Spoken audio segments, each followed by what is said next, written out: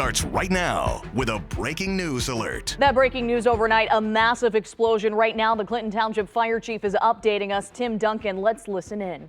I responded from my house that's over by 16 Jefferson, so literally about 7-8 miles away.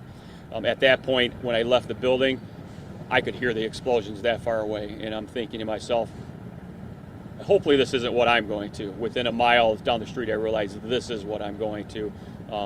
Approach down Grossbeck here, coming towards 15 Mile, and you could see the amount of fire just coursing in the sky, and the explosions were actually shaking the car. It was that that much going on. So got here, we had our apparatus basically throughout the area on 15 Mile and Grossbeck. They were trying to approach, obviously as firefighters, your first thought is you see fire, you want to go put it out. They were trying to approach it, and obviously with the explosions, there was absolutely no way that we can do that. And talking with everybody, here, it's one of those things that is a difficult decision that was made, but our battalion chief, along with some assistants, made the correct decision. We had to back out. There was no way we could put people in harm's way like that. So then it becomes how far is far enough. So we did have some, pretty courageous firefighters from our department and other departments that were willing to, be as close as they possibly could, because we had the concern of other buildings catching on fire. We did have some fire that was coursing down the railroad tracks. We weren't sure if it was these buildings or not, but it ended up being the grass in the area. So we did deploy some apparatus over there to put that out. So obviously we get here, we're trying to figure out what's going on. We had an initial report that it was a certain company that ended up not being accurate, so we did find out that it was this company called GOO. They're a distributor to the vaping community in the area. They had literally received a truckload of butane within the past week, and they still had over half of that left. So this is what you're seeing strewn throughout the area. All the canisters, which you had nitrous, you had butane, and then they had some other products in there. So obviously at that point, we're basically dodging all these things going through the air. We did have one of them that ended up almost going through the window of one of our apparatus last night. It did injure one of our firefighters. Fortunately, he came through it okay. We did basically force him to go to the hospital and get checked out last night. They had him in and out probably within about 15-20 minutes from there. So they do take care of us very well. We're very fortunate in the county to have all that. So we ended up having communities, basically Roseville, St. Clair Shores, Sterling Heights, Selfridge, Mount Clemens, Harrison Township, the county hazmat team. So on the side of being in a county with a little bit smaller departments, no one department can do it all, so you have the team pitching together. Can we talk about injuries? So the one injury to the firefighter we had that checked out, he was fine. We did unfortunately have an injury to another individual, I believe 19-year-old, and as I was looking at my phone, it was reported that he passed away. So it was about 4 o'clock in the morning. So I don't really have any additional information as to the name or anything like that at this point, but very unfortunate. The person was essentially about a quarter mile down the road here and did suffer an injury from one of these flying canisters. Can we talk about the debris field and this huge mess? Yeah, so it was much worse last night. We ended up having the county come out, once again, one of our other partners come out and basically kind of scrape the road and use some of their equipment to get it out of the way.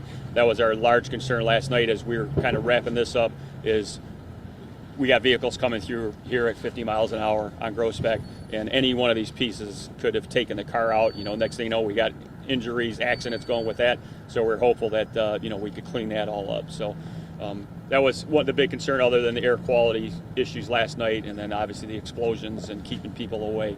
Like I said, the railroad police and their personnel were on scene last night, making sure that their tracks were good.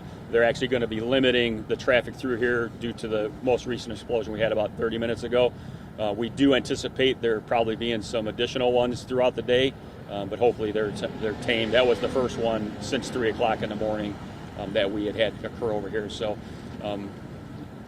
Detroit Edison is on scene. They're actually going to try to get power back to the majority of the area down there, but there's still 2 buildings that they're going to have to let lie right now because of the danger to their personnel getting back there. And they don't want to put anybody in harm's way right now. So you're talking about air quality. We've been talking to folks. Yes. What's the concern there? So initially the concern with the huge plume that was going on last night and the products in the building, and obviously we know, basically no smoke in a fire is good smoke. So we had the county team come out, hazmat team, along with county representatives. They monitored the situation. They had all their equipment set up. They had people basically throughout the area cordoned off, and basically a report came back to their equipment over by our where we were staging over by the Kmart / Harbor Freight area, and everything came back fine. They weren't concerned. Luckily, the weather cooperated very well with us last night. Limited wind, so we had that going in our favor. Right now, obviously, we're doing all right, but we're anticipating some rain coming in. Obviously, that'll help with some, suppressing the smoke into the area that's still coursing up.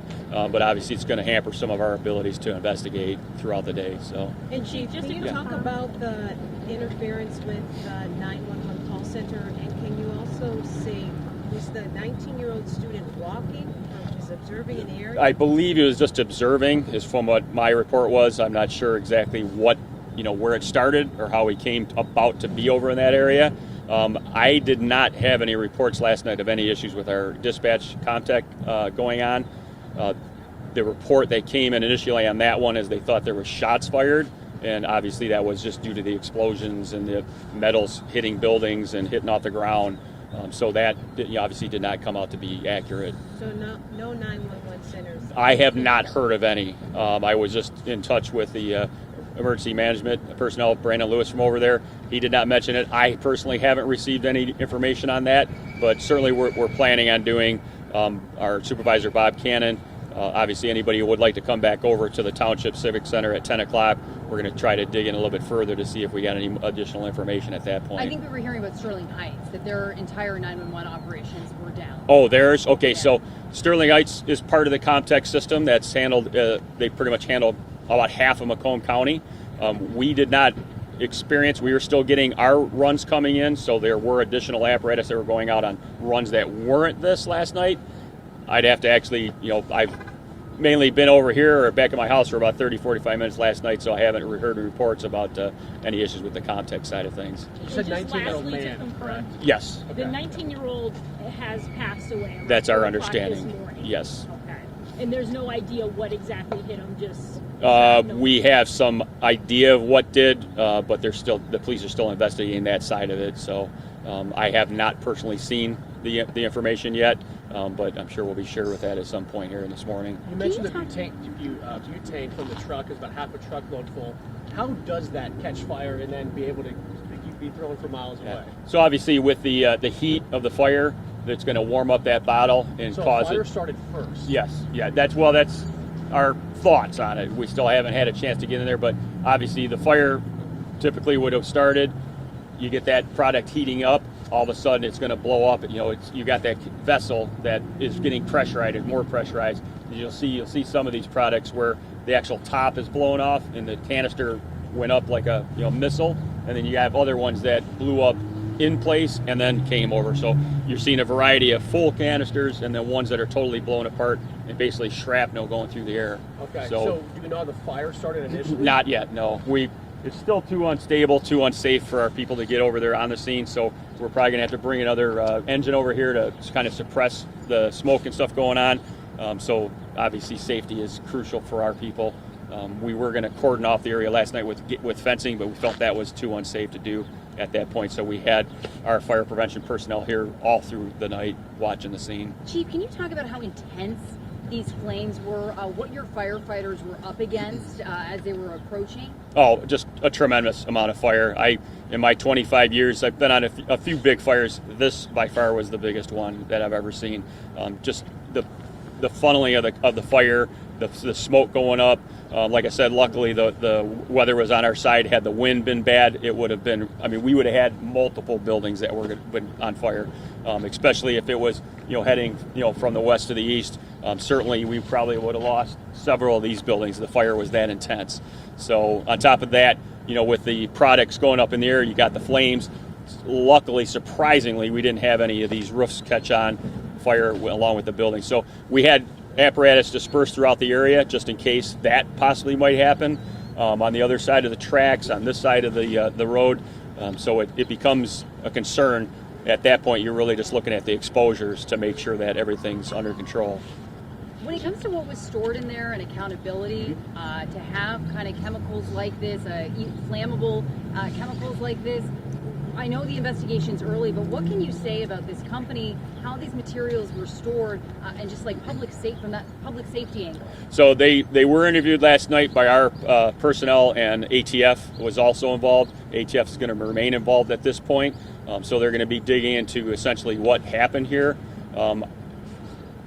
Our last inspection did not show this amount of material in that building, so we're going to look into that. Some of the reports we're still looking into, obviously the legality of everything that's in there, but I think a lot of times the industry is just not there's not as much oversight as we probably should have with some of these situations. So when was the last inspection? About a year ago. Chief, can you just talk about, so at first you guys thought it was the Select Distributors, the novelty company? They're actually one and the same kind of. Kind of go into that, 'cause that's a little confusing. Yeah, so anyways, they have the company called GOO, and then they're also a distributor to the industry. So obviously there was some thought that this was like a marijuana dispensary. Obviously Clinton Township does not allow that. So what ends up being is that they actually supply the industry, obviously in the region, with these gases. Obviously the vape pens, having over 100,000 vape pens in there. So that's why there was this amount of product in that building. So just so we're clear, if we were writing this in a track, the company is GOO? The company, so if you see the sign right here, this sign is representative of what was in that building, what was located, the names of the company. So you have GOO, and they have certain products that they probably sell out of there, and then you have the Select Distributor side, which I believe is the one that's supplying the gases to the local area for what they do with their dispensaries, or their selling of the pens or the gases needed to handle this industry.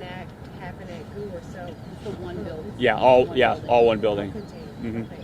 And earlier we were told propane, so was there no propane at all? We believe if there was propane, it was minimal. Yeah, we don't think that was a major issue in there. Obviously, there's equipment that would have propane tanks along that line, so we can't rule out that there was some amount of propane, but we think that was on the minimal side.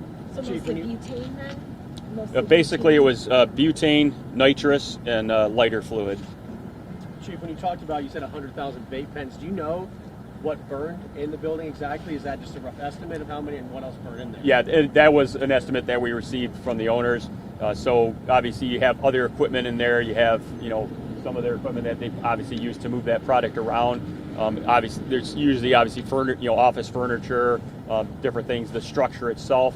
So basically all of that was burning. Okay, and then how will you assess when it is okay to go back into? So we'll give it some additional time, to see if we have any more explosions. We're going to probably bring a piece of apparatus over here to help with some of the more additional suppression on it, and then we're going to, obviously involve the ATF, some other of the pros that would deal with this on obviously a more prominent basis. And then once we get that clear, we'll get our people on site and start digging through this thing. Okay, and then anything is air quality wise. You've been just listening to Clinton Township Fire Chief Tim Duncan speaking, giving us an update on the explosion that happened overnight in Clinton Township at a vaping distributor called GOO. Now, unfortunately, we have a tragic update. We are learning that a 19-year-old pedestrian that was walking in the area was possibly hit by a flying canister. They're still investigating the cause of death, but then unfortunately, a 19-year-old has died because of this explosion. Of course, we're going to continue to update you on air and online every step of the way throughout this investigation.